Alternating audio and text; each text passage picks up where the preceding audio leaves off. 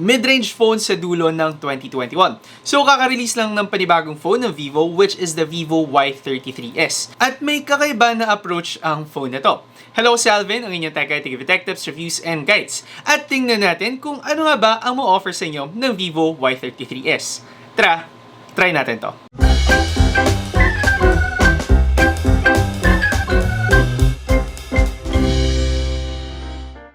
So of course, simulan muna natin sa contents ng box ng ating Vivo Y33s at andyan siya sa ating puting box na masasabi kong medyo average para sa isang phone box. Pagtanggal ng cover, makikita mo ang kanyang compartment kung saan nandyan ang kanyang mga documents, ang kanyang jelly case, and then underneath naman ng compartment is ang inyong Vivo Y33s na unit. Covered of course in protective plastic. Under pa yan guys, yung mga contents ng box natin is ang kanyang wired earphones na headphone jack ang dulo. Tapos meron din tayong USB Type-C cable, and then underneath niyan ang kanyang SIM ejector tool.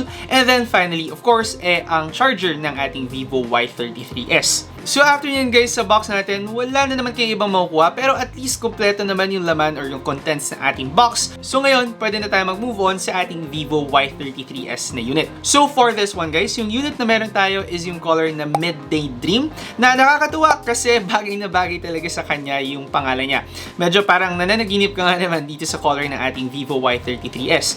Although, pagdating sa color niya mismo, kung tutuusin, marami na rin tayong mga phones na nakitaan with this design. Masasabi ko pa rin naman na very premium ang design na to and bagay na bagay para sa mga naghahanap ng medyo kakaiba at talagang agaw pansin na design ng phone. Ang nakakatuwa of course sa ganitong back design is since textured matte finish ang likod ng ating Vivo Y33s, talagang maiiwasan nyo ang mga smudges or fingerprints dito sa likod ng inyong phone, keeping it clean and of course classy at the same time. Sa mga gilid or sa edges ng ating Vivo Y33s, gumagamit din siya ng flat edge design na makukuha natin sa mga mas premium mid-range phones from Vivo. So at the very least, kung sakaling nagustuhan mo yung mga design from Vivo V-series phones, makukuha mo pa rin yan dito sa iyong Vivo Y33s, lalo na kung nagtitipid ka. Sa sides natin, meron siyang matte or powdered metal finish. So of course, malinis din lalo tingnan ng phone mo while still maintaining yung pagiging classy or premium look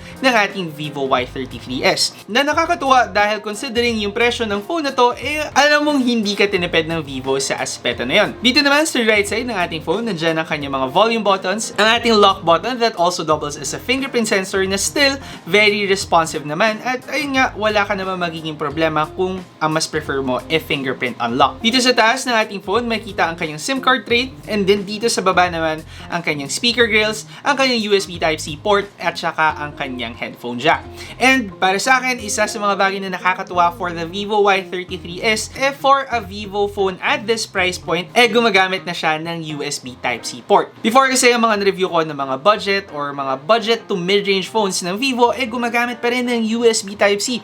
So at least sa dulo ng 2021, unti-unti na rin nag-move on ang Vivo from micro USB. Ngayon, para naman sa mga concerns sa screen ng ating Vivo Y33s, masabi kong nothing too special sa screen ng ating phone. Meron kang 6.58-inch Full HD IPS LCD display na kadalasan mo naman makikita sa mga phones na same price point sa ating Vivo Y33s. Speakers natin for this phone, meron kayong mono speaker dito sa baba. Tapos for the battery naman, meron kang 5,000 mAh battery.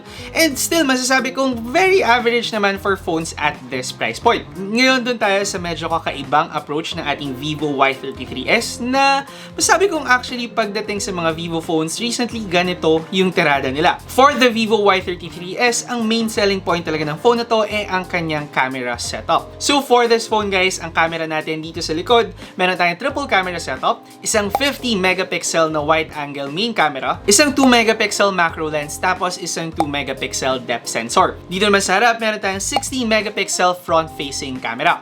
At doon ba lang masasabi ko na medyo kakaiba yung approach ng ating Vivo Y33s kasi medyo mataas ang ating megapixel count even comparing it to other phones at the same price range. And mukhang doon talaga nag-focus ang ating Vivo Y33s. However, meron tayong onting compromise which is ang kawalan ng kanyang ultra-wide lens. Pero syempre, bago natin talaga pag-usapan yung performance niya, papakitaan ko kayo ng samples ng ating Vivo Y33s.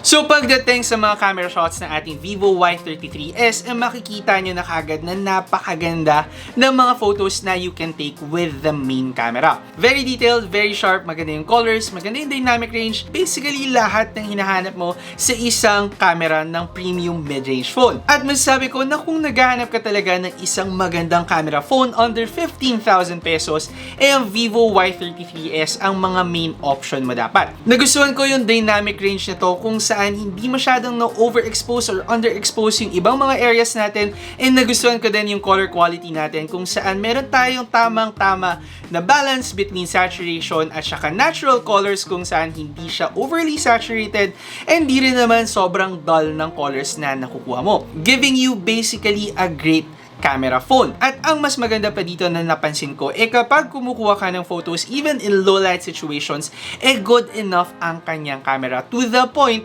na hindi ko minsan ginagamit yung ating night mode.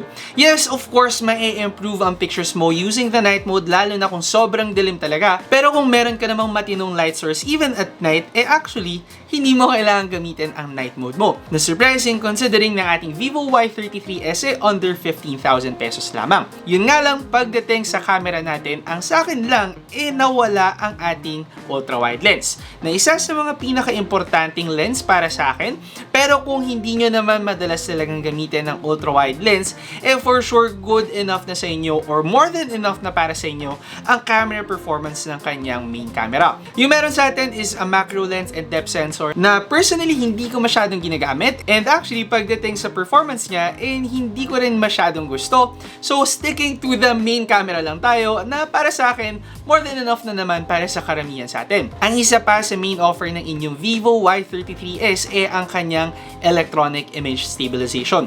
Na actually, pagdating sa mga camera at this price point, mahihirapan ka ding hanapin. Usually kasi yung mga ganito, nakikita mo yung mas matitinong performance from mga premium mid-range phones, nasa 18,000, 19,000 pesos, pero ginawa nilang present yan sa inyong Vivo Y33s, which also makes the Vivo Y33s a good phone for content creation. Lalo na kung mahilig kayong mag-take ng videos with your phone, then definitely check out the Vivo Y33s. Nabigla ako sa ganda ng stabilization ng phone na to, and to be honest, minsan di ako makapaniwala na under 15,000 pesos ang camera performance na ating Vivo Y33s. Pero as with any phone naman, kung maganda ang performance nila in one factor, lalo na kung nasa mid-range or budget range ka, magkakaroon ka ng compromise on another aspect of the phone. Na ayun nga, nawalan tayo ng ultra-wide lens na kung hindi mo rin naman ginagamit, hindi magiging deal breaker sa'yo. Moreover, for the Vivo Y33s, pagdating sa performance or sa gaming performance ng phone na to,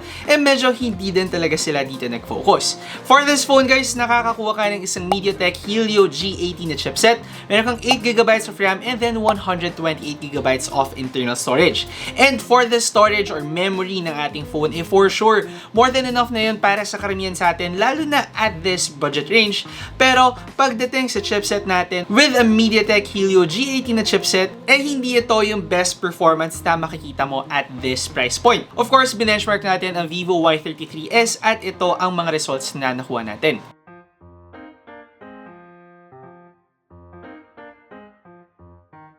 Of course, nag-game din tayo sa Vivo Y33s at ito yung mga sample videos ko, and ito yung mga settings na makukuha nyo with the Vivo Y33s.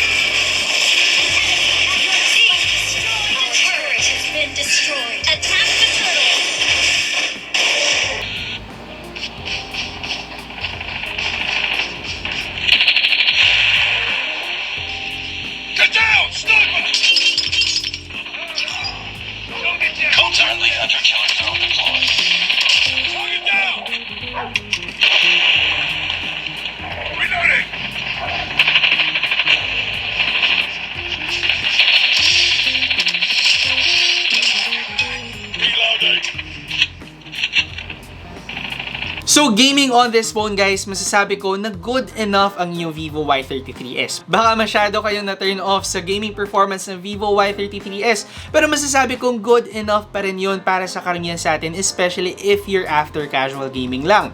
Mabibigay pa rin ito yung tamang setting sa inyo, makakakuha pa rin kayo ng smooth gaming performance, at hindi pa rin kayo magkakaroon ng problema while gaming. And personally, nagustuhan ko nga na since MediaTek Helio G80 yung gamit niya, mas may iwasan natin yung thermal throttling on this phone. Given the better materials on the phone, tapos yung chipset natin MediaTek Helio G80. So yung pang mas matagalang gaming magiging okay para sa Vivo Y33s, pero yung high performance gaming or yung best gaming phone at this price range, medyo dito ka mahihirapan, lalo na sa dami ng competition na present ngayon sa market natin. For this phone, nag-focus talaga siya sa camera performance, especially sa main camera niya, kung saan talagang kung ang ginagamit mo main camera lang at saka mahilig ka lang talaga mag-take ng videos, mag-take ng mga photos using your main camera, for sure panalong panalo sa department na yan ang ating Vivo Y33s. And comparing it to other phones at the same price range, for sure talagang ito ang isa sa best options na meron ka. At the price of 12,999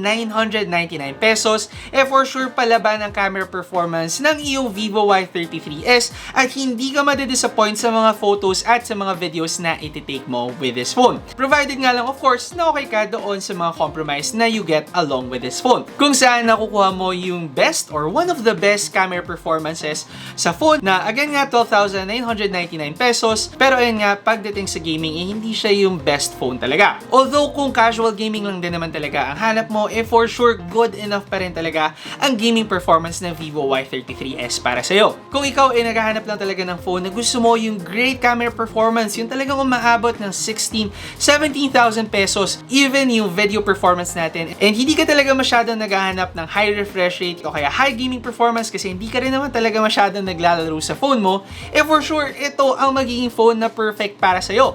Lalo na 12,999 lang ang presyo ng Vivo Y33s. And again nga, kung okay ka dun sa mga compromise na sinabi ko, then for sure hindi ka madidisappoint ng Vivo Y33s. Great camera phone, great design for a budget of 12,999 pesos. Yan ang Vivo Y33s.